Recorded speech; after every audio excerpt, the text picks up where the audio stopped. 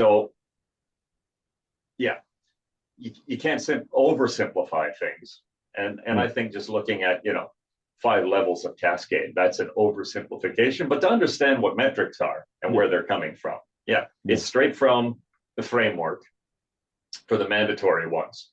It skips over the other stuff, right? Yeah. You do the double materiality analysis, and those are your material matters, right? Those are the things that you've determined are material to your company. Those come with metrics.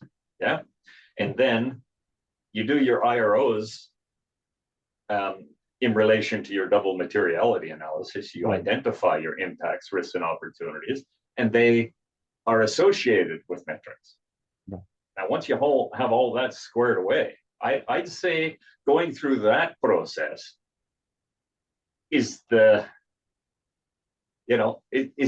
it's the easiest part to conceptualize, right? Yeah. Because basically you're just filtering things. Yeah. Yeah. And then you're getting down to, okay, so now what do I got to really deal with? How do I got to measure it? You end up climbing back up the hill when you start doing the reporting. Yeah. And that comes after the controls and going through business processes and stuff like that. Then you want to look at, okay, how do I generate my report? Right. Yeah. Now there's a taxonomy that's highly complex. Yeah. However, you only have to care about the parts that are relevant to you. So hopefully it all starts to kind of filter down.